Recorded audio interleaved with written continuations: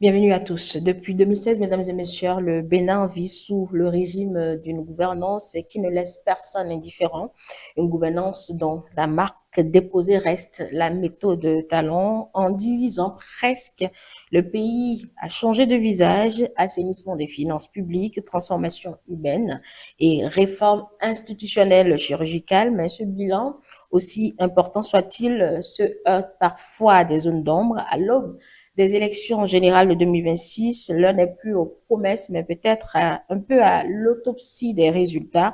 Comment la mouvance présidentielle compte-t-elle maintenir ce cap alors que des contestations existent? Pour en parler, nous recevons dans ce numéro de l'entretien M. Jacques Ayadji, ministre conseiller aux infrastructures et au cadre de vie, mais aussi président du parti Moël Bénin, un parti qui revendique une autonomie de pensée au sein du système. Bienvenue, Monsieur Ayadji, bonjour. Bonjour Angèle, bonjour à tous. Je salue les téléspectateurs et téléspectatrices de E-Télé. Et c'est un plaisir renouvelé pour moi de me retrouver ici, même si je suis rare. Oui, ça fait un peu plus d'1 an quand même qu'on vous a eu dans ce fauteuil de l'entretien. Merci donc pour la disponibilité. Merci. L'exercice de ce matin sera sous plusieurs axes. Nous allons parler de la méthode Talon, de l'attaque du 7 décembre et également des campagnes électorales qui ont démarré, la plus-value de Moël Bénin dans cette grande famille de la mouvance, on va en parler. Démarrons déjà par notre premier élément d'analyse. Monsieur Ayadji, après bientôt 10 ans de méthode Talon, pour vous, à l'analyse en tant que ministre conseiller, également dans votre posture d'acteur politique, quels sont les piliers qui ont réellement transformer le Bénin et lesquels, selon vous, sont aujourd'hui peut-être à bout de souffle? Je n'en vois pas. J'ai, depuis les premiers moments de la session du président Talon aux responsabilités, j'ai été appelé à ses côtés. J'ai découvert l'homme. J'ai découvert un leader qui conduit, qui a un plan et qui se donne les moyens pour atteindre les objectifs qu'il s'est fixés. Il ne se laisse pas perturber par... il veut, au terme de son mandat, pouvoir regarder le peuple directement dans les yeux et lui dire, vous m'avez confié un boulot, voilà le résultat. Il ne m'a pas semblé être l'homme qui dit, bon, voilà, j'ai voulu faire et on m'a empêché. C'est ce que moi je retiens fondamentalement du président Patrice Talon. Et cette manière de faire repose sur quel pilier selon vous, M. Ayadji? C'est un leader. C'est un meneur d'hommes. Un leader, c'est celui qui conduit un peuple. Celui qui a fait un diagnostic, qui a pu identifier les besoins d'une communauté, les besoins d'un peuple, et qui se donne les moyens pour satisfaire ces besoins-là. Moi, je compare souvent un leader, comment on appelle, disons à un père ou à une mère de famille qui me montre un enfant. Il a la responsabilité, je parle du père et de la mère, ils ont la responsabilité de conduire cet enfant jusqu'à la maturité avant de pouvoir laisser cet enfant à lui-même. Dans ce leadership-là, beaucoup lui reprochent peut-être sa rigueur vu certains éléments d'analyse d'observateurs. La rigueur était-elle l'unique voie pour atteindre aujourd'hui les résultats que nous apprécions? Si vous observez le Bénin depuis au moins 1990, vous allez voir que c'est pas un pays qu'on peut gouverner sans la rigueur. Je vais presque dire que le Bénin n'est pas gouvernable sans la méthode. Patrice Talon, pas gouvernable. En tout cas, c'est ce que moi j'ai observé. Mais dans cette méthode... La preuve, vous avez vu, en moins de 5 ans, ce qui a pu se réaliser de positif, ce qui a pu faire l'objet de transformations positives de notre pays dans presque tous les secteurs. Et quand vous rentrez dans l'histoire des pays que nous appelons pays développés aujourd'hui, je ne vais pas en citer pour ne pas entrer dans un incident diplomatique. Si vous voyez leur marche, vous allez vous rendre compte facilement que quand ils étaient comme nous, où l'eau était une nécessité, où la route était une préoccupation, où l'électricité était une préoccupation, où les besoins fondamentaux de l'homme étaient encore une préoccupation, je ne suis pas sûr, en fouillant l'histoire, en regardant l'histoire, qu'ils ont utilisé le modèle politique qu'ils nous ont filé en 90. D'accord. Ce modèle politique qui nous a été filé en 90, qui est totalement inadapté à nous-mêmes, à notre culture, à nos réalités endogènes, qui n'est même pas adapté à notre niveau de développement où tout est besoin. Je pense que c'est un modèle qui nous est filé pour nous amener à faire du surplace. Est-ce que les résultats dont vous parlez ne sont pas plus diplomatiques et financiers, puisque aujourd'hui nous sommes les chouchous peut-être des bailleurs de fonds, des agences d'annotation, mais en 10 ans de rupture, peut-être ce panier de la ménagère reste un sujet de douleur. N'avez-vous pas l'impression que dans cette rigueur ou dans cette volonté extrême de transformer notre macroéconomie, eh bien, on a sacrifié à un moment donné une partie des Béninois sur l'autel du développement? C'est une façon de voir, mais ce n'est pas observer la nature. D'accord? Vous avez faim, vous avez besoin peut-être du maïs, de l'haricot, je ne sais pas, du riz, et vous rentrez dans un processus de production de ce maïs, de ce riz ou de cet haricot-là, et vous mettez, tout en ayant déjà faim, vous mettez les graines au sol. Vous devez continuer de souffrir pour entretenir ces graines que vous avez mis au sol jusqu'à ce que ils germent, qu'ils fleurissent et qu'ils donnent les produits dont vous avez besoin.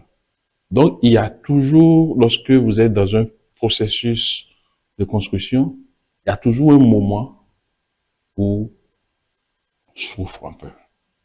Vous êtes femme, je ne vais pas vous manquer de respect, mais je voudrais vous dire que lorsque vous rentrez dans le processus d'enfantement et que vous concevez un processus, vous avez besoin d'enfants, le fœtus doit passer un temps en vos entrailles, et puis vous devez souffrir. Oui. Et lorsque le processus même va à son terme et que la délivrance doit arriver, il y a la souffrance s'intensifie d'une certaine manière. Oui. Mais si vous refusez toute cette étape-là, vous n'aurez pas le rire que vous opposez aux pleurs du bébé qui sort de vous. Parce que le bébé, quand il sort, il rentre dans un monde. Je ne sais pas pourquoi le bon Dieu même a créé la situation comme ça. Où, quand un bébé sort de sa maman, eh bien, son premier cri, c'est les pleurs. Et pendant que vous, après avoir pleuré, et que ces pleurs de votre bébé vous accueillent, vous accueillez ces pleurs par le sourire. C'est la même chose. Oui, mais dans la délivrance, il y a une fin. Oui, même si l'éducation de l'enfant, c'est un autre processus, mais au moins la souffrance oui, physique, en réalité, si je reste dans cette réponse oui, imagée que vous me donnez, oui. a une fin. Bien Mais sûr. certains ont l'impression que ça n'a jamais de fin. Il n'y a aucun pays qui, étant dans le processus de développement, comme nous sommes, que ça se répercute déjà dans chaque panier de la ménagère. Je pense que il y a une petite incompatibilité. Il faut un temps pour que ces fondamentaux qui sont en train d'être réglés, il faut un temps pour que ça se ressente. Et justement, n'est-ce pas là que la méthode a, je veux pas dire échoué, mais a eu beaucoup de limites, surtout dans la pédagogie. L'a-t-il suffisamment expliqué à ses concitoyens pour qu'on l'accompagne dans cette C'est dynamique? parce que nous n'avons pas l'habitude de comparer l'État à la famille.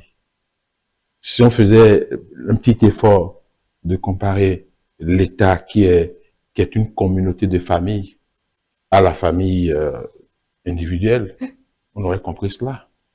Que lorsque, par exemple, vous êtes en location et vous vivez d'une certaine manière par vos revenus avec vos enfants et vous lancez un projet de construction de votre maison, il y a des choses que vous faisiez à vos enfants auxquelles vous devez renoncer. Oui, mais quand on connaît ses enfants, quand on Oui, connaît oui. comment les enfants réagissent, comment les enfants réfléchissent, d'où les enfants sont partis pour en venir à cette envie de construction-là, on doit procéder dans une certaine pédagogie pour faire accepter, on va dire, ce changement-là qu'on veut faire. Il y a un moment où on doit quand même, dans une rigueur, conduire le peuple qu'on dirige à des résultats.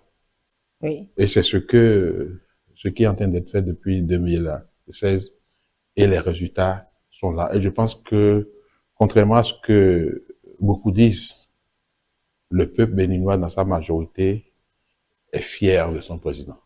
Est-ce qu'il s'agit de la fierté qu'on a pour le président? Et le président a toujours dit que les résultats auxquels il est parvenu Oui. aujourd'hui ne sont pas seulement le fruit de ses efforts personnels, Oui. que c'est la contribution de tout le monde, des efforts élémentaires de tout le monde qui a permis que nous soyons là. Donc la preuve par neuf que le peuple béninois dans sa majorité est fier de son président, c'est le 7 décembre dernier. Est-ce que vous avez vu avec ce qui a voulu se passer pour nous ramener dans un passé de triste mémoire d'enfants malades de l'Afrique? Est-ce que vous avez vu un peuple enthousiaste pour adouber ce qui a voulu se passer? Moi, c'est un indicateur que moi. Ça veut dire que le peuple, bien qu'étant ce que vous dites là, en souffrance dans cette phase de construction des éléments fondamentaux, est quand même fier de ton président. Sinon, ceux qui ont commencé par tenir des propos que nous avons commencé par l'entendre le 7 décembre, leur objectif en faisant ça, c'est que les rues soient investies. Est-ce que vous avez vu des gens, même sur la toile, nous avons vu que vraiment il y a comment on appelle, il y a une entente de tout Bénin pour dire, même si nous avons mal dans notre peau, dans notre chair, parce que notre pays est dans cette phase-là, nous avons déjà dit non à ce type d'événements qui devaient nous reculer 30, 40, 50 ans en arrière. C'est dans cette même population-là que certains voient dans ce qui nous est arrivé le 7 décembre dernier la conséquence directe des frustrations politiques, les réformes électorales qui ne sont pas systématiquement passées. Ça a été comme toutes les autres, la question des détenus, M. Jacques a dit. Vous savez, il n'y a jamais unanimité. Il Et en mathématiques, on parle des points marginaux. Donc combien? Sur les 13 millions de Béninois, combien ont eu cette posture-là? Combien de Béninois significatifs? Je préfère être grave comme ça. Combien de Béninois significatifs ont eu à tenir des propos du genre? On peut ne pas s'entendre en politique. On peut ne pas s'entendre. Mais il y a une ligne asymptotique qu'on ne doit pas franchir. On ne doit pas franchir. Nous sommes dans un état de droit et on ne peut pas. La dévolution du pouvoir se fait par les urnes. On va se lever comme ça pour dire, avec les armes achetées par nos ressources qui sont déjà insuffisantes, comme si enfin, si on s'entend, bien sûr, et qui fait que le panier de la ménagère n'est pas encore ce qui doit être. On prend les armes achetées par ces ressources-là pour les retourner contre le peuple. Aujourd'hui, après la confrontation, on sera encore obligé d'aller piocher dans ces ressources qui sont déjà insuffisantes pour renouveler les armes qui ont été détruites pour sauver la République. Est-ce que vous pensez que c'est une bonne chose? Sur TV5, la dernière fois, j'avais posé la question aux journalistes qui m'interrogeaient. Vous savez, jusqu'à quel niveau la classe politique française est divisée et que la France, aujourd'hui, est un pays, je ne dirais pas ingouvernable, mais qui a des difficultés de gouvernement. Mais est-ce qu'il peut passer dans la tête d'un général ou bien d'un cadre de l'armée de dire que parce que il y a problème sur le champ politique, il va recourir aux armes pour déposer et pour remettre en cause l'ordre républicain? Vous avez vu tout à l'heure dans l'inaction de la population pour accompagner les putschistes ou bien ceux qui nous ont attaqué le 7, un indicateur. Alors, est-ce que cet événement ou cet incident malheureux ne devrait-il pas être aussi un indicateur cette fois-ci pour peut-être régler les questions politiques latentes? Pour des questions pédagogiques, moi je ne vais pas aborder le sujet sous cet angle-là. Parce que l'aborder, comme vous me demandez là, c'est de chercher à trouver des justifications possibles au recours à la force pour remettre en cause la Constitution. On l'a tous condamné, et c'est d'ailleurs condamnable. On le prend le pouvoir par les unes, tout le Bénin est d'accord là-dessus. Mais est-ce que cela va nous empêcher de réfléchir sur ce qui est la réflexion était toujours en cours. Il n'y avait pas absence de réflexion. Donc si nous mélangeons les discussions, nous mélangeons les analyses, nous mélangeons les débats, c'est que nous nous mettons dans une posture de pouvoir donner une quelconque justification au recours à la force. Nous avons vu, si on regarde ailleurs, où les gens ont cru devoir recourir à la force pour remettre en cause l'ordre constitutionnel, et on voit ce que ça donne. Si la réussite de la méthode Talon, puisque le chef de l'État lui-même a dit que ce sont des marginaux, jaloux, etc. Si c'est la méthode qui a réussi, qui suscite autant de jalousie, est-elle alors finalement la cible de ces détracteurs ou bien la méthode même s'isole? Vous occultez le fait que la politique, c'est une compétition. Je ne vais pas exagérer en disant que c'est un jeu pour que les gens me prennent au mot, mais c'est une compétition. D'accord? Tous les moyens sont bons pour conquérir le pouvoir. Si on ne l'a pas. Donc ceux qui sont en face et qui manquent d'arguments par rapport aux résultats extraordinaires que le président Patrice Talon a pu engranger en moins de 10 ans, s'ils n'ont pas d'autres, mais ils ne peuvent que chercher à trouver donc des sillons pour accéder au pouvoir. Donc, on ne peut pas leur en vouloir de faire ça.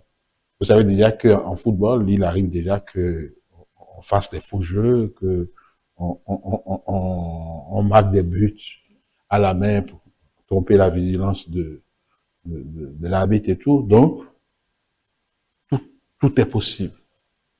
Donc, la politique n'est pas, le jeu politique n'est pas différent des autres jeux que vous connaissez. Donc, moi, je ne condamne pas ces personnes-là qui cherchent le pouvoir et qui disent ces mots-là. Peut-être qu'à leur place, nous ferons la même chose.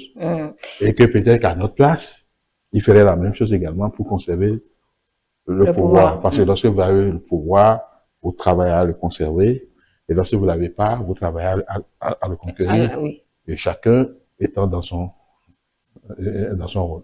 Le chef de l'État, devant la représentation nationale ce mardi, a théorisé la démocratie comme facteur de développement. Vous l'avez certainement entendu. Alors, sous son mandat, on compte au moins 2 tentatives de coup d'État. Alors, si la démocratie à la sauce talent est la solution, M. Ayadji, pourquoi suscite-t-elle alors finalement autant de résistance? Moi, je vais vous dire une certaine vérité aujourd'hui.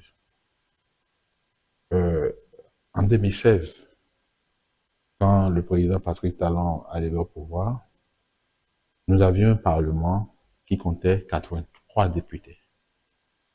Et dans ces 83, il n'y avait que 42 qu'on pouvait dire étaient du côté de l'opposition de l'époque.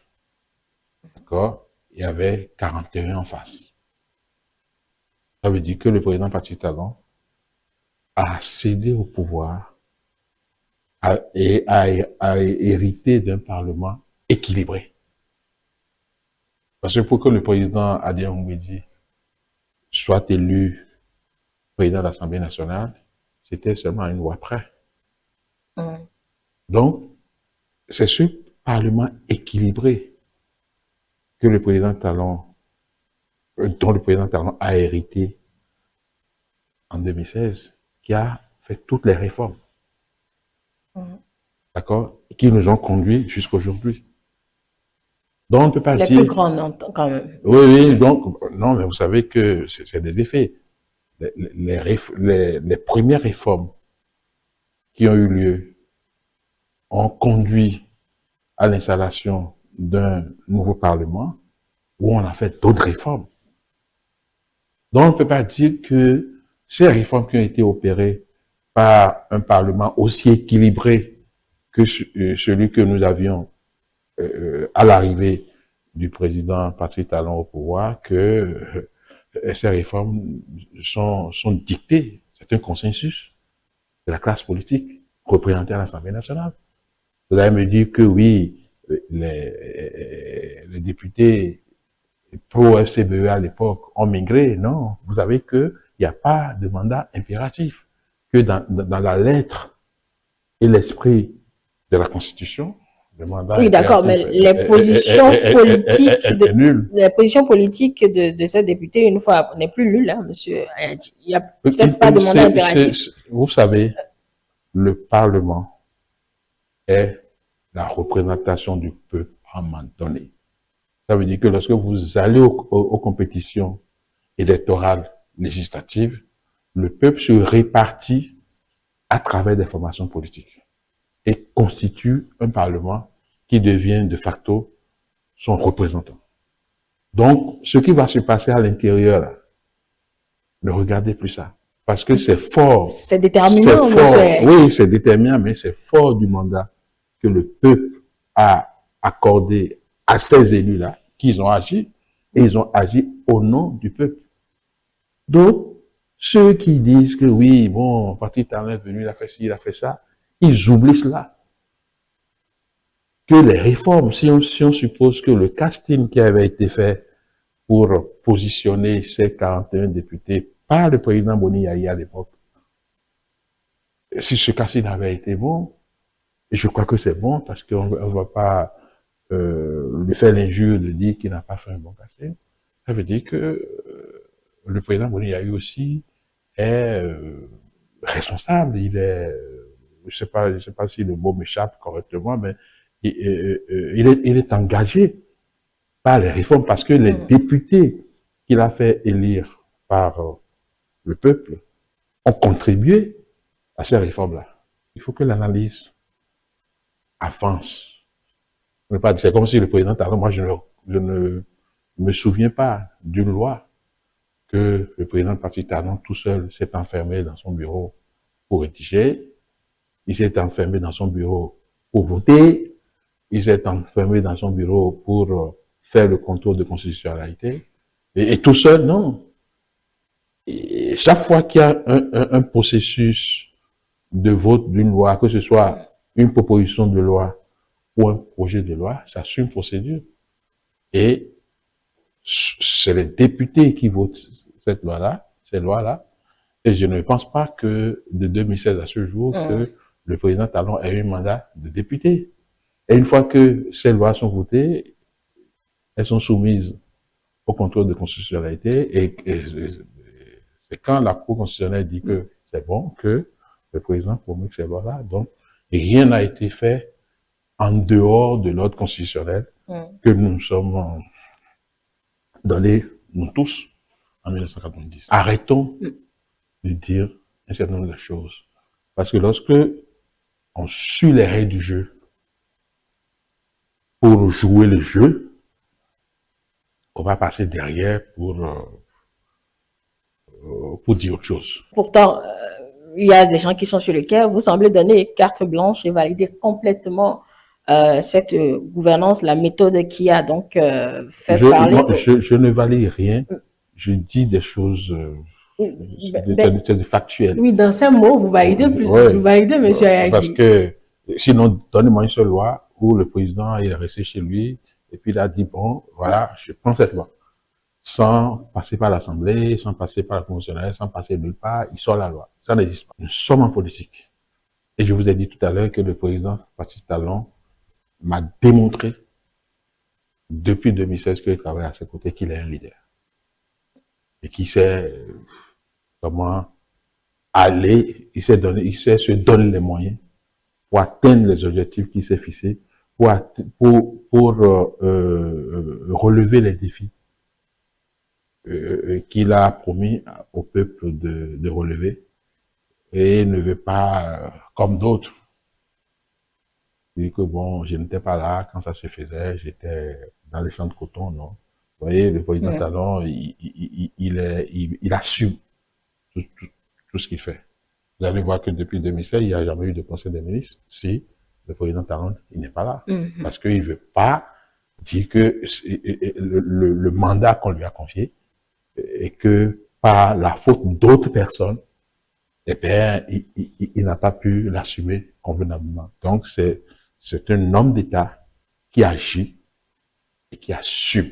Vous avez rappelé tout à l'heure que toute ce qu'on appelle contestation aujourd'hui émane de la règle du jeu. Enfin, en tout cas, nous sommes en politique, aviez-vous dit. Mais pourtant, il y a des acteurs politiques qui voudraient qu'après Patrice Talon, qu'on aille vers de la réconciliation. Vous avez lu ce communiqué de maître Adrien Roumbédi qui donne comme chantier au prochain président de la République, en tout cas son soutien au Douadaï, à initier une réconciliation. Pareil pour l'ancien président de la République, Nicéphore Dieudonné Seglou. Si ces hommes dans cette posture-là en appellent à une réconciliation, n'y a-t-il pas effectivement un problème à régler, monsieur Ayaki? Moi, je ne parlais pas de réconciliation, je parlais de dialogue. Parce que, d'abord, dans une communauté, que ce soit une communauté humaine, élémentaire ou plus large, il faut dialoguer. Il faut dialoguer. Parce que le Bénin appartient à nous tous. Et normalement, nous sommes, de mon point de vue et du point de vue du parti que je dirige, nous sommes à un niveau de développement où les clivages politiques ne doivent pas vraiment nous empêcher d'aller de l'avant. On fait les élections, quelqu'un gagne, et tout le monde se retrouve autour de lui pour construire le pays. Mais qu'il y ait des gens qui disent, bon, l'autre est dans l'action, et nous autres, nous tirons vers le bas. C'est un luxe pour notre pays de parler de mouvance et de l'opposition. Et moi, bien, lui dit, depuis 2018, où il est créé, que c'est un luxe pour le Bénin, c'est un luxe pour l'Afrique, avec notre niveau de développement, de parler en termes de mouvance et d'opposition. On s'oppose à quoi? Et même sur les démocraties que nous copions là, mais ils n'utilisent pas ces termes péjoratifs là. Je ne sais pas si vous avez déjà entendu parler d'opposition en France ou quelque chose. Là, on parlons de la droite, de la gauche, de l'extrême droite, etc. Donc, des idées philosophiques, des idées, disons, idéologiques, si je peux, c'est plus idéologique. Je puisse me permettre ça. Mais nous, c'est pas ça. Et puis, ce n'est pas parce que, forcément, ce que vous faites est mauvais que les gens sont contre. Non. Il y a la politique, je veux le fauteuil dans lequel vous êtes assise, je fais feu de tout bois pour pouvoir vous sortir ce fauteuil-là et prendre place. Mais comment faire justement ce dialogue? Vous n'avez pas l'expression réconciliation, ok, mais comment faire ce dialogue dans un septennat qui met la trêve sur 6 années? On dialogue finalement avec qui, monsieur? Vous savez, non. Le Bénin, il est dynamique. Ce qui est une vérité aujourd'hui peut ne pas l'être. Là, vous pas l'impression qu'on va les laisser sur le quai de la gare simplement et continuer. Non, je dis le Bénin, d'abord le monde, il est dynamique. Donc, ce qui est une vérité aujourd'hui peut ne pas l'être demain. Vous savez que le Bénin prône la naissance d'une nouvelle république. Parce que la république que nous avons héritée de la conférence nationale n'est pas une république, le système politique que nous avons hérité n'est pas adapté à notre pays. Donc, pour mettre en place cette constituante-là, la constituante qui va engendrer, qui va enfanter la nouvelle république, il faut forcément que, il y a un dialogue. On peut l'appeler réconciliation nationale, on peut appeler ce que vous voulez. Mais il faut qu'on puisse réfléchir, regarder notre pays, le scruter et voir ce que nous devons faire pour avancer. Et c'est là que je me demande à quel moment on fera ce dialogue. Quand on a 6 ans de trêve politique, donc plus de chamaille, qu'on voudrait que le prochain président de la République fonce dans la gouvernance, dans l'atteinte des objectifs de Bénin. D'abord, vous dites peu de chamaille. D'abord, pourquoi pas de chamaille? Bon, c'est une expression que j'emprunte au chef de l'État. En fait, vous savez, il y a certains pays qui sont à un niveau de développement plus élevé que nous. Et dans ces pays-là, la campagne électorale se déroule tout le temps. C'est que dès le premier jour. Oui, ça, on l'a déjà expliqué. Moi, ma question, c'est quand est-ce qu'on va le faire? Oui, mais attendez que. Dans cette nouvelle architecture constitutionnelle que nous allons expérimenter dès 2026. L'architecture constitutionnelle qui était là, si on fait le même développement que vous, qui était là à la session du président Patrice Talon au pouvoir, c'est pas la même architecture qui est là. Ça veut dire que des circonstances peuvent amener à évoluer. D'accord? Nous avons évolué depuis 90 sur le plan constitutionnel. Et cette évolution qui vous dit que nous sommes déjà arrivés à la fin. Le monde, il est dynamique. La politique l'est encore davantage. Donc, c'est pas parce que nous venons d'avoir une nouvelle constitution que demain, il n'y aurait pas une constituante. Parce que nous rêvons de cette constituante-là pour vraiment créer cette nouvelle république au Bénin où nous mettons en place un système politique vraiment adapté à nos réalités. Pour clore sur le chapitre de la méthode de Talon, M. Ayadji. Nous avons vu des pouvoirs se succéder, se relayer dans le pays, avec les mêmes récriminations du peuple, les mêmes. Je n'ai pas encore souvenance d'un président de la République depuis 90, qui n'a pas été contesté par la classe politique. Je n'en ai pas. Même le président Sonko a été contesté. le président qui a été le moins contesté sur la durée, là, dans ce laps de temps, c'est le président Kérékou II. Kérékou II, Kérékou III. Sinon aussi bien Soglo, président Yahi et autres, c'est contesté. Et c'est toujours les mêmes reproches. Parce que le problème, ce n'est pas de l'objectivité. Pas l'objectivité, on veut le fauteuil. Et quand on veut le fauteuil, il faut contester systématiquement. Parce que si vous ne contestez pas, quelle raison avez-vous à vouloir du fauteuil? Aujourd'hui, j'entends que les gens disent oui, le président Talon, il a fait ceci, il a dit bon, il a constaté les prêts, et après venir justifier, et on trouve que bon, c'est pas bien, etc. Mais nous l'avons vu dans le pays où d'autres personnes qui pensent que bon, il faut suivre la procédure, et suivre quand même la procédure, le Parlement rejette l'accord de prêt, rejette la ratification de l'accord de prêt, mais il se retire seul pour ratifier par ordonnance.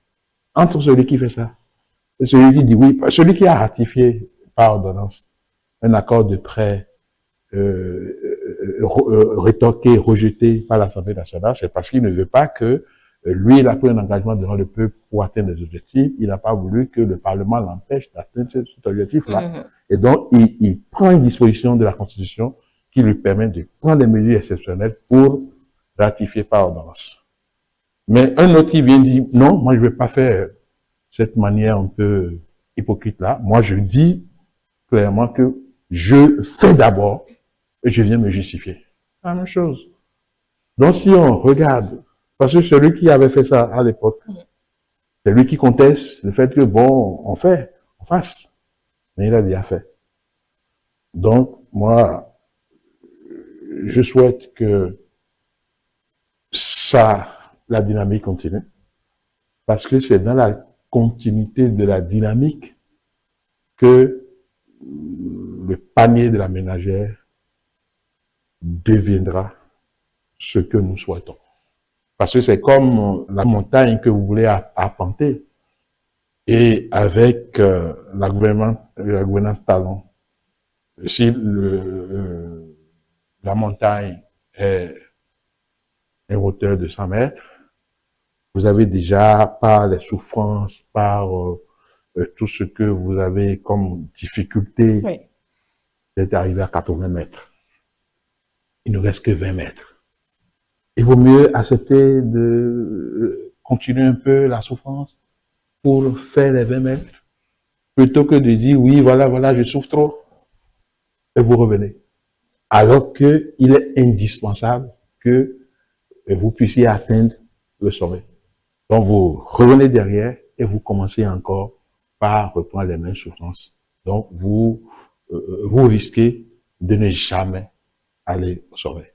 Donc le peuple béninois a intérêt à accepter de poursuivre cette dynamique comme la femme qui veut enfanter, qui veut avoir son bébé et qui souffre, et qui ne dit pas, bon, parce que je souffre là, appelle le médecin pour dire, bon voilà, venez m'ôter cette affaire. Non. Il souffre et après, le sourire va venir. Mais si nous dégringolons, comme ça a failli être le cas le 7 dernier, ce serait catastrophique. Moi, j'étais à Rio il y a pas longtemps, il y a à Rio au Brésil. Il y a une quinzaine de jours où je discutais avec les entreprises, où une ou deux ont compté leurs difficultés d'accéder au financement dans certains pays africains que je ne vais pas citer, mais ils ont parlé du Bénin d'une certaine manière où j'ai été vraiment gonflé de satisfaction. Parce qu'il dit aujourd'hui, la signature du Bénin est respectée. Si ce projet qu'on nous a confié dans ce pays-là, et on nous a dit d'aller rechercher le financement pour les exécuter, s'il était au Bénin, avec la valeur de la signature du Bénin, nous aurons déjà commencé ce projet-là. D'accord. Donc voilà, donc il faut continuer ça un peu, même si on souffre. Il y a pas, la facilité ne conduit nulle part. La facilité ne conduit nulle part. Parce que si on fait marche arrière, c'est grave. C'est très grave. Vous voyez, donc, si ça ne résiste pas, c'est un peu grave. Et moi, j'ai pu noter dans le choix des candidats pour l'élection présidentielle comment une certaine catégorie d'acteurs politiques de notre pays banalise la fonction présidentielle. Je ne dirai pas plus. Mais moi, j'ai noté une banalisation de la fonction présidentielle. Et disons heureusement que tout se soit passé comme ça s'est passé là. Et il y a eu une implosion à leur niveau parce que l'univers même n'a pas adoubé cela. Pas adoubé cela. Parce que la fonction présidentielle, c'est une fonction vraiment délicate. Que même aux États-Unis, ça ne se choisit pas au hasard.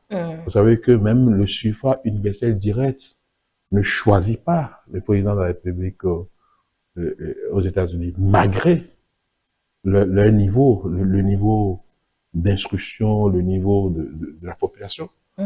Mais c'est dans notre pays où, bon, vraiment, et même avec 500 francs, on peut prendre la décision de choisir un candidat. C'est dans notre pays que, vraiment, on choisit le président au suffrage universel direct. Je pense que c'est des erreurs sur lesquelles il faut revenir et nous asseoir pour concevoir un modèle politique, pour savoir comment nous choisissons le premier d'entre nous. Vous allez maintenant mettre votre manteau de chef de parti, puisque nous en venons à votre formation politique. On va démarrer par cette citation, enfin, ce propos du chef de l'État devant la représentation nationale pour son dernier discours. Patrice Talon disait qu'il faut être capable et le mériter politiquement pour maintenant diriger le Bénin pour un parti comme votre formation politique. Cela renvoie à quoi, M. Ayadji? Mais ça renvoie déjà à ce que le président Patrice Talon lui-même a dit du mois Bénin en 2021. D'accord, sa fierté par rapport à ce parti politique et qui fait les choses et qui fait la politique avec élégance. Oui, qu'ils soient fiers de vous. Ils disent aujourd'hui que pour diriger le Bénin, il faut le mériter. Mais est-ce que dans son discours, il a dit il faut qu'il s'adressait à Moël Bénin? Pas du tout. Moi, j'ai Moël Bénin devant moi, c'est pour ça que je pose la question à Moël Bénin. Le président parlait des partis politiques comme nous, qui travaillent, qui sont dans la réflexion, qui donc qui sont aptes à diriger le Bénin. N'avez-vous pas l'impression que cela sonne un peu comme seuls ceux qui sont dans le moule actuel pourront assurer l'après? Non, non, le président n'a jamais dit ça. En tout cas, c'est pas ce que vous venez de lire. C'est pas ce que vous venez de lire. Parce qu'il n'a pas, il n'a pas dit il faut être de la mouvance, non, il n'a pas dit ça. Il faut se préparer. Il faut pas se lever sans idée, sans rien, comme c'est le cas depuis 90, où n'importe qui a la capacité de réunir quelques personnes dans un cabine téléphonique, un parti politique, c'est plus ça. Je pense que c'est ça que le président Talon a voulu dire. La campagne électorale a démarré ce vendredi, Monsieur Ayadji, dans une mouvance dominée par ce que nous appelons deux blocs massifs. Où se situe aujourd'hui votre formation politique dans cette mouvance? Je ne sais pas pourquoi vous dites que dominé par deux blocs massifs, ou bien, qu'est-ce que vous avez dit? Massif, oui. Non, je pense que la mouvance présidentielle aujourd'hui est constituée de 3 partis politiques. D'accord? Nous étions 4 il y a quelques semaines. Nous sommes devenus 3. Mais il faut faire attention avec les assemblages. Faire attention avec les assemblages. Je ne dirai pas plus. Oui, ma question c'était de savoir où se situe maintenant votre parti politique dans cette majorité. Mais nous sommes dans la majorité présidentielle. D'abord, nous allons à ces élections-là avec un accord de coalition parlementaire du moins signé par les partis de la mouvance. Il y a un accord quadripartite entre ces 4 formations politiques. D'accord. Donc, je ne sais pas pourquoi vous me demandez où est-ce que nous nous situons. Nous nous situons donc dans... Oui, n'avez-vous pas l'impression que vous êtes un peu trop, bon, je ne veux pas dire isolé, mais isolé dans... Avec cet accord de coalition pas parlementaire. Non, l'accord, c'est pour les élections à venir. Oui, mais un accord a toujours été ad hoc. C'est pour les élections qui viennent, les élections législatives que nous avons signé cet accord-là. Nous ne sommes pas isolés, pas du tout. Pourquoi vous dites que nous sommes isolés? Vous n'avez pas vu à Parakou, derrière le candidat qui a été le choix pour les présidentielles, est-ce que vous n'avez pas vu ensemble pour accompagner M. Roméa Wadaï dans sa course pour accéder à la magistrature suprême? Est-ce que vous n'avez pas vu ensemble à la Sénat pour l'accompagner au dépôt de son dossier de candidature? Ou est-ce que vous avez vu moi Béné, c'est celui? Quelqu'un qui est un représentant quand même dans l'exécutif, qui a beaucoup de cadres à plusieurs fonctions dans l'exécutif et qui est toujours en relation avec les autres partis politiques. Vous les trouvez isolés. Bon, comment, si ce n'est pas un jeu d'esprit. En réalité, Monsieur Yadi, si on doit aller loin, dans une déclaration récemment, vous disiez que pour l'heure, vous ne pensez pas aux fusions, mais si cela s'imposait plus tard, pourquoi pas? Oui, mais on ne dit jamais, jamais. Mais pour l'heure, c'est pas à l'ordre du jour, c'est tout. Pour l'heure, c'est pas à l'ordre du jour. Nous avons une offre de législature que nous avons pour ces élections-là. D'accord? Et nous avons fait nos propositions. Et nous ne sommes pas sûrs que les autres partis politiques aient ces propositions-là. Nous sommes le seul parti politique aujourd'hui à rejeter le scrutin de liste pour les élections législatives et communales. Parce que ce scrutin de liste apparaît comme une escroquerie. C'est-à-dire? Eh bien, le peuple qu'on sollicite ne sait pas pour qui il vote. Je ne sais pas pour qui il vote. Lorsque vous votez, par exemple, aujourd'hui, nous avons, puisque nous sommes un parti républicain, même si nous ne sommes pas d'accord avec le scrutin de liste, et que c'est le droit positif, aujourd'hui, impose le scrutin de liste, nous sommes obligés d'aller aux élections avec ce scrutin de liste. Mais si quelqu'un vote pour Moïse Bénin dans une circonscription, je ne sais pas pour qui il vote. Hein. Je ne sais pas pour qui il vote. Pourtant, le scrutin de liste est réputé pour être de proximité, Monsieur Ayadi. Non, il faut c'est-à-dire, vous savez, ce qui se passe là. D'abord, le fait que nous avons un scrutin de liste cause problème. Parce que les partis politiques ont toujours de problèmes pour le positionnement. Quelqu'un veut être tête de liste, il ne l'est pas, il se rebelle, il veut chercher un autre parti politique dans lequel il sera tête de liste. Je vous donne une petite caricature pour démontrer l'escroquerie qu'il y a derrière le scrutin de liste. Moi, je suis candidat, par exemple, dans la 6e circonscription électorale. Je donne mon cas pour que les autres camarades ne pensent pas que je parle d'eux. Mais je suis le candidat premier titulaire sur la liste. D'accord? Je ne le souhaite pas, et ça ne sera pas le cas. Si moi, le Bénin n'a pas... moi, je suis d'Abomey-Calavi, de Godemain en l'occurrence. Si moi, le Bénin ne tranche pas dans Abomey-Calavi, celui qui est rejeté, c'est le ressortissant d'Abomey-Calavi qui a sur la liste. Mais si en ne tranchant pas à Abomey-Calavi, il tranche à Soava ou il tranche à Zé, puisque le vote des populations se fait souvent par rapport au fils du terroir. Si tout ça se fait, et que finalement dans la 6e circonscription électorale, moi, il n'y a qu'un seul siège, qui va occuper ce siège-là? Et qui va l'occuper? C'est moi. Alors que la liste de Moïse Bénin n'a pas été adoubée dans la commune dans laquelle moi je suis présenté. Ça veut dire que les populations de cette commune m'auraient rejeté. Mais parce que les populations des autres communes dont les fils ne sont pas en tête ont massivement voté pour pour ces personnes-là, et qu'au finish, le décompte fait que le parti ne s'en sort qu'avec un seul siège, c'est moi qui vais prendre le siège. Donc j'ai escroqué les gens. Non, c'est bon. Il faut arrêter ça et aller au scrutin uninominal où les sièges seront répartis par commune. Par commune, c'est pas un ensemble de communes. On peut dire que vraiment à Abomey-Calavi, il y a 2 sièges. Et ceux qui veulent être candidats, eh bien, ils lèvent le doigt. Et ce projet de législature, vous êtes sûr que ceux qui vont voter pour vous comprennent quelque chose dans cette affaire-là? Non, un leader, je vous ai dit tout à l'heure, il conduit. Le peuple peut ne pas le comprendre. Mais je pense que ce peuple comprend. Parce que lorsque les gens votent massivement pour quelqu'un dans une commune et ils constatent que cette personne finalement n'est pas désignée comme député et que c'est quelqu'un qui a été rejeté dans sa commune qui se saisit de ces suffrages-là pour aller s'asseoir là-bas, le peuple n'est pas content. Donc nous allons à l'Assemblée, si le peuple nous accorde sa confiance, nous allons à l'Assemblée pour travailler à changer le code électoral pour que le scrutin des communales ne soit plus un scrutin de liste. Ou alors, même s'il doit demeurer des scrutins de liste là, il faut que sur les bulletins de vote là, qu'on puisse mettre le nom des candidats.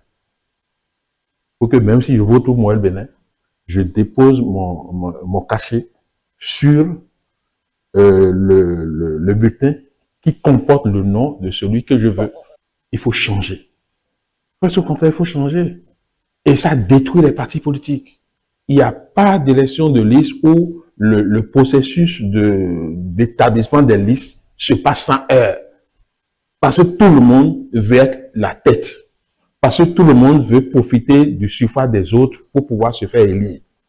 Donc, si on dit maintenant, on met fin à ça, chacun lève le doigt pour appeler directement le suffrage sur lui, oui. Vous allez voir que ce problème sera réglé. Oui, cette question ne peut pas être réglée que seulement au niveau de Moël Bénin. Bien sûr. Nous, on l'a proposé.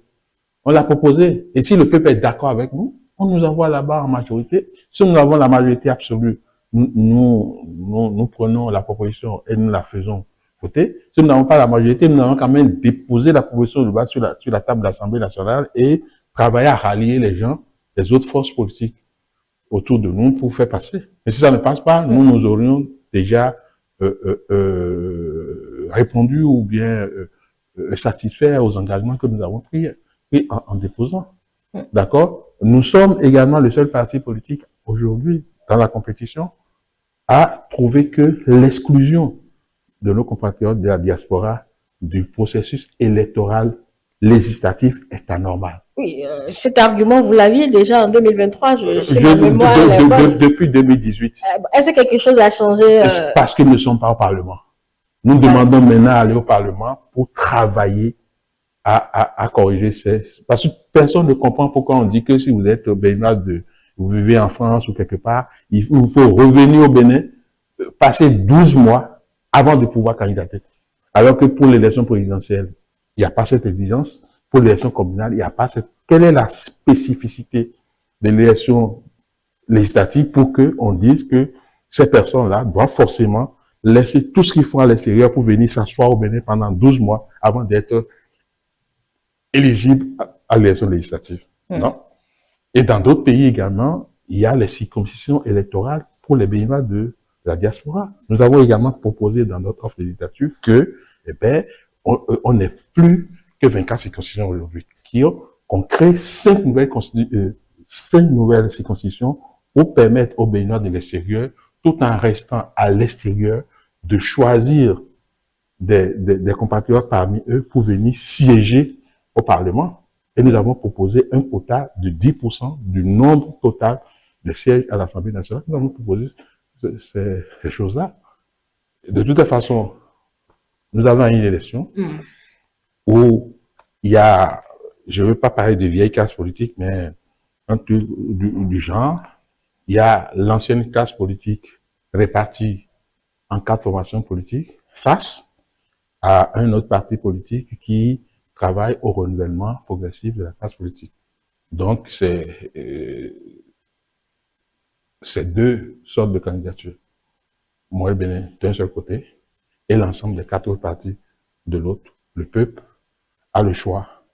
Oui, moi, le Bénin a choisi d'être d'un seul côté. On vous le dira, monsieur Yaka. Non. Est-ce que vous êtes d'accord avec moi que les quatre partis dont je parle là sont les partis dans lesquels, bon, on est député depuis 90, et tout, vous savez, donc c'est l'ancien catholique. Ça revient au fait que Moël Bénin a choisi d'être seul, monsieur. Non, c'est pas ça. Oui, il faut préparer la relève. Il faut préparer la relève. Oui, mais... Et il faut préparer la relève, là. Il faut faire en sorte qu'il y ait un mélange. Un mélange. C'est ce que nous... Oui, d'accord. Vous avez un projet de législature. OK, je disais que c'était presque... Je n'ai pas lu encore le tout, mais je suppose que certains de 2023 sont revenus dedans. C'est un projet qui a été actualisé. Parce que la situation de 2023... Ce qui est normal, oui. Maintenant, la question c'est... Qu'est-ce qui a changé en 2023 et de 2023 à 2026 pour qu'on vous fasse confiance à vous, au Moël Bénin, monsieur Ayadi? Ah bon, lorsque, par exemple, vous allez à un examen une première fois que vous échouez, mais qu'est-ce qui... Le problème, c'est aujourd'hui, il y a le quota, le seuil d'éligibilité qui est existant. C'est vrai, vous avez signé des accords et tout, mais on vous attend sur les 10% pour pouvoir mais attendez, tous les sièges. Attendez. On parle des expériences passées. Bon, soyez toujours... Soyons réalistes. Soyez toujours collés aux expériences passées et vous aurez la surprise le 11 janvier prochain. Vous avez dit tout à l'heure, en allant à l'examen, il faut s'actualiser, etc. Oui. En allant à l'examen, celui qui a échoué l'année dernière ne regarde pas là où il a échoué. Il faut se tête baissée, c'est ça. Et vous pensez qu'on n'a pas regardé là où nous avons échoué? Vous pensez qu'il n'y a pas une meilleure préparation de ces élections-là? Vous pensez à ça? Bon, moi, mais vous ne savez pas comment nous sommes préparés. Vous dites que ça me permet de poser justement la question en disant qu'aujourd'hui, le seuil d'éligibilité reste majeur pour toutes les formations politiques, pas que pour votre parti politique. Oui, bien sûr, bien sûr. Il faut respecter le peuple. D'accord? Le suffrage à une élection, c'est l'opinion d'un peuple à un moment donné. D'accord? Donc, vous ne pouvez pas vous baser sur les résultats de 2023 pour dire que pourquoi. Si c'est ça, alors pourquoi on va aux élections? On devait reprendre les archives pour dire, bon, vous avez été, et on reconduit les mêmes personnes. Si, à la fin du mandat, on relance le processus de la compétition, c'est que le peuple peut changer d'avis en temps. Aujourd'hui, nous sommes la seule liste à pouvoir... normalement, vous devez choisir la liste de Moël Bénin. Parce que c'est la seule liste qui a pu, à défaut d'avoir 50% de femmes candidates, a pu quand même aligner 40% de femmes.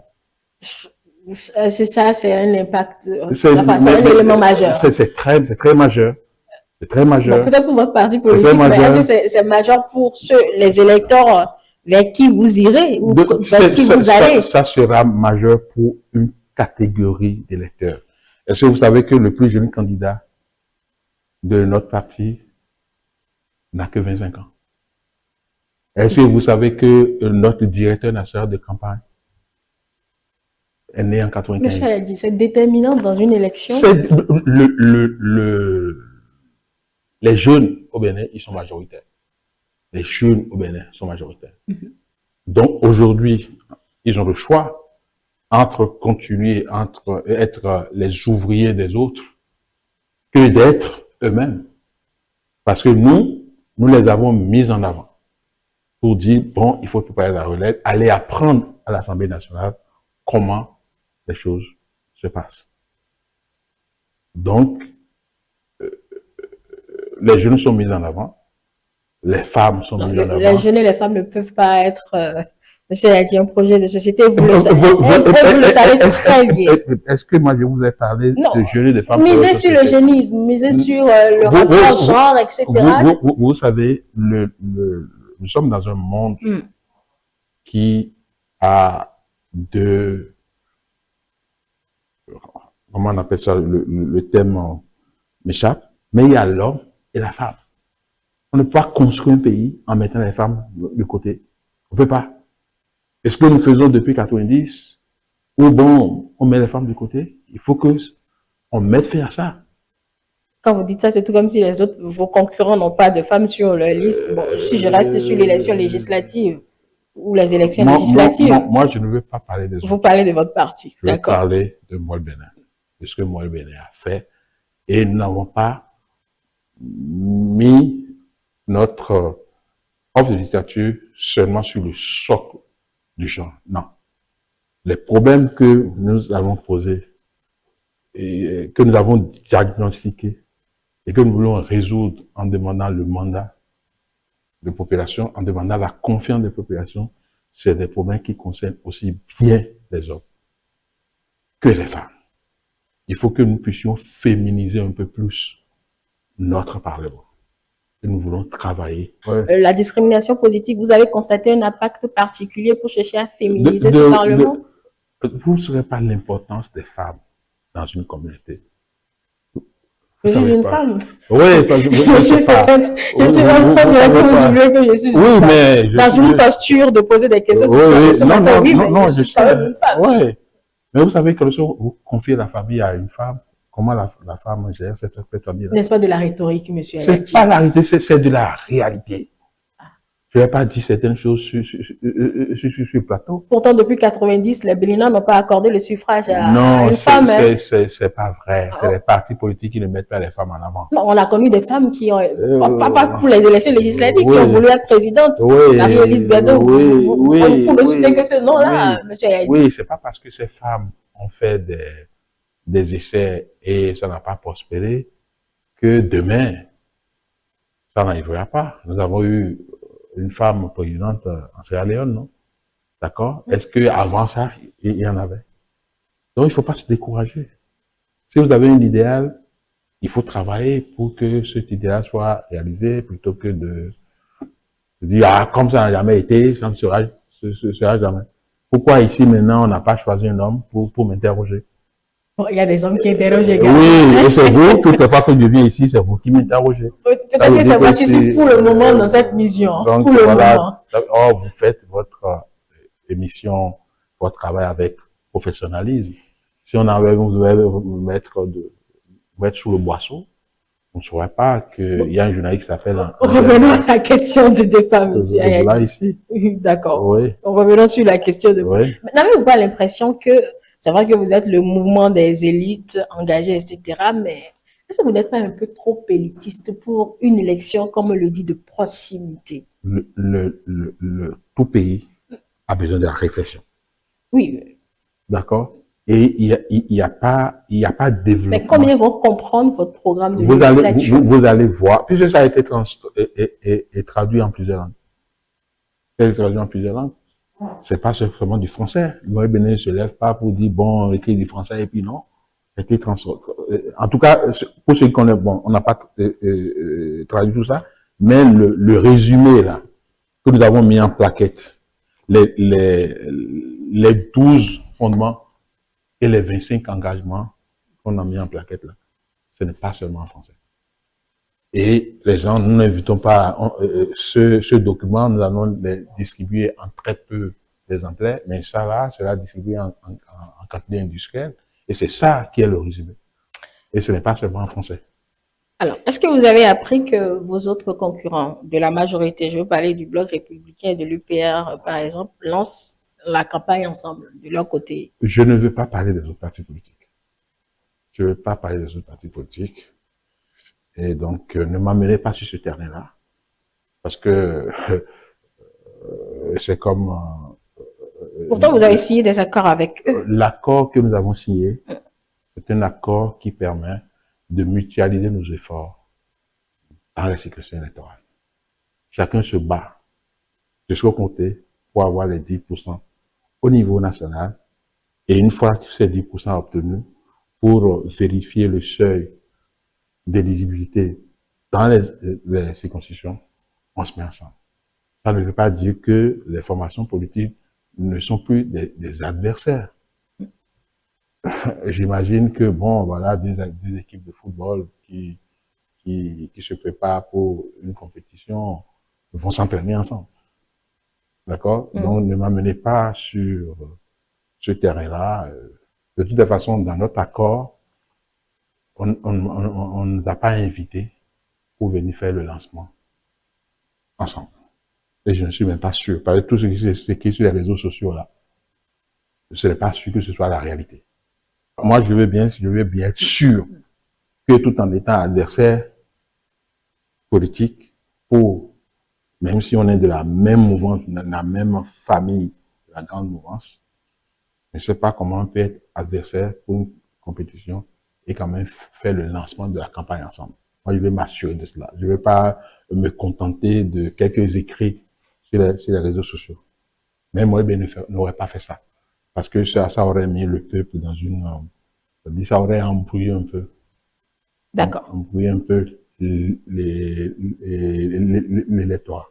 Alors, quels éléments sur lesquels comptez-vous pour atteindre votre seuil de 10% d'éligibilité pour avoir les sièges? Mais la campagne a commencé et je vous remercie d'ailleurs de me donner la parole pour parler un peu de cela.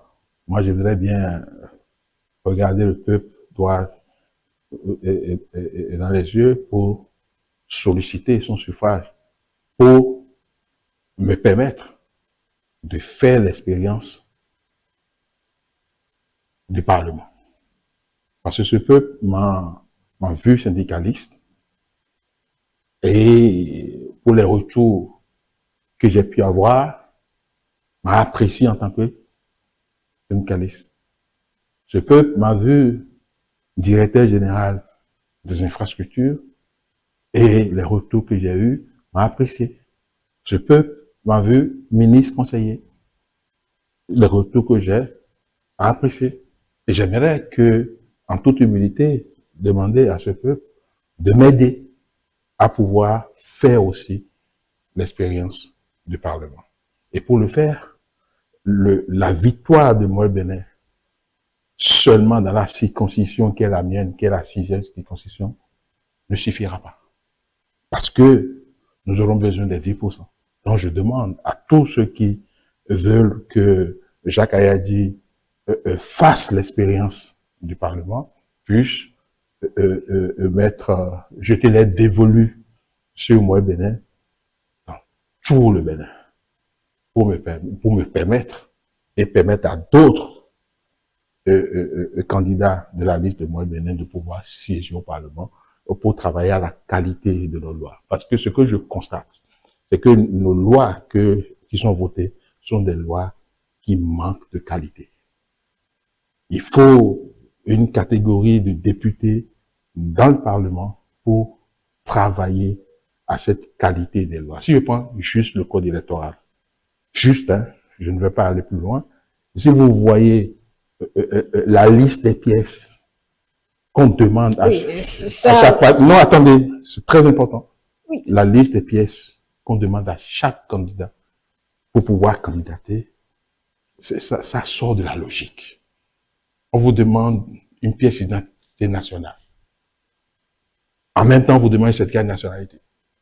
Comme si il est possible que quelqu'un qui n'est pas béninois ait une pièce d'identité nationale. Ça reste une œuvre humaine, même si vous y allez. Nous allons travailler. Je peux plus. Ça sera pas exempt de reproche. Non, quand vous le dites comme ça, c'est comme si ceux qui sont n'ont aucune qualité, monsieur Alex. Non, parce que je ne dis pas, j'ai jamais dit. Non, j'ai jamais dit ça. Parce que quand vous faites quelque chose et vous le faites mal, et que ça dit que si vous vous trompez de bonne foi, et que quelqu'un lui dit, pour réviser la loi, vous devez en tenir compte.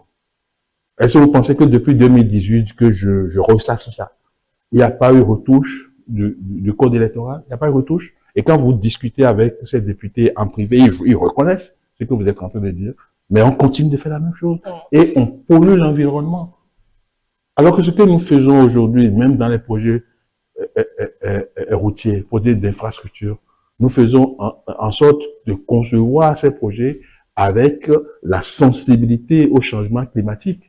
Imaginez pour l'élection communale, chaque parti doit fournir 29 040 pièces. D'accord? Ça fait la destruction de l'environnement. Si vous savez que le papier Vous savez, à base de quoi le papier est fabriqué? À l'aide du bois. Donc, imaginez quelle quantité de forêt nous dévastons parce que nous voulons organiser une élection. Alors qu'il suffit seulement de demander le numéro d'identité personnelle à chaque candidat pour que tout le reste soit trouvé. Parce que c'est l'État qui délivre toutes les pièces que nous avons. Vous voyez? Oui. Donc, nous allons travailler pour changer ces choses-là. Parce que quand on veut prendre une décision, il faut toujours chercher à savoir combien coûte la décision à la communauté, combien coûte la décision à la nature. Et je pense que en étant au Parlement avec seulement un député, moi, Bénin travaillera à améliorer ces choses-là. On vous souhaite bonne fortune, monsieur Ayadji. On vous souhaite. Maintenant, au cas où ça ne marchait pas pour ces législatives, quel sera le poids de Moël Bénin dans cette mouvance-là les 6 prochaines années? Le poids? Oui. Il aura trouvé son, oui, lequel? Son poids. Lequel? Son poids, lequel? Il aura trouvé son poids. Bon. D'abord, ça marchera. Oui. D'abord, ça marchera. Bonne fortune. Oui, d'abord, ça marchera. Oui, bien. D'abord, il n'y a pas de raison que nous n'ayons pas les 10%. Il n'y a pas de raison. D'accord? Maintenant, vous faites, bon, voilà, il faut toujours prévoir le pour et le contre. Évidemment. Nous quand gagnons, on va dans une compétition, c'est comme ça. Nous gagnons ou nous apprenons. N'échouons jamais. Nous gagnons. Bon, heureusement, j'ai pas emprunté le mot échouer. Non, nous gagnons ou nous apprenons. Vous apprenez. Oui. Dans cet apprentissage, quel sera le poids de votre parti les 6 prochaines années? Le poids. Que deviendront les autres? D'abord, vous avez déjà une position peut-être aujourd'hui de privilège, mais que deviendront les autres qui vous accompagnent, qui sont derrière vous?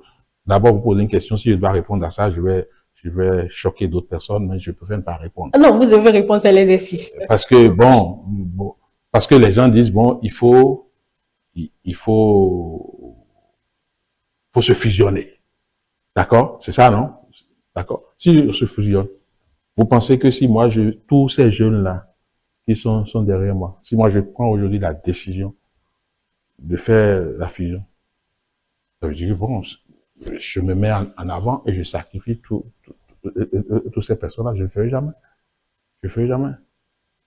Donc, bon, qu'est-ce qu'ils feront? Il y a toute la réflexion. Tous les partis politiques que vous voyez au Bénin, là, ils connaissent la valeur du Moël Bénin. Ils savent que Moël Bénin est un vivier de cadres très compétents et dans tous les domaines. Si nous devons faire toutes nos productions par de l'argent, nous ne ferons rien du tout parce que nous n'avons pas les moyens.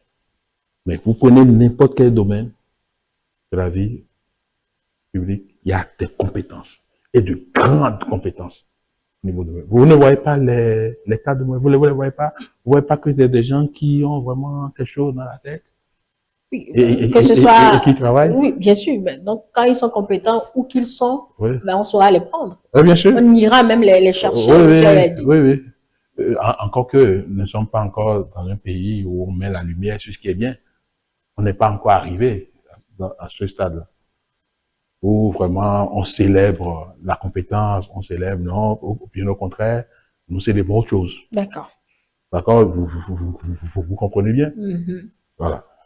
Nous sommes au terme de nos échanges, monsieur Ayadji. Je vous donne quelques minutes pour conclure. Ben, je suis très heureux de venir ici. C'est vrai que c'était pas prévu dès le départ qu'on parle de Moël Bénin, mais l'émission a été reportée, et elle a eu lieu après le lancement de la campagne. Nous n'avons pas manqué de parler de campagne électorale et je voudrais conclure sur ça.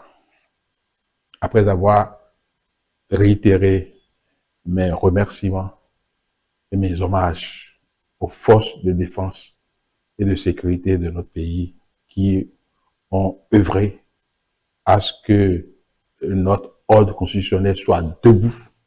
Je voudrais vraiment leur dire chapeau.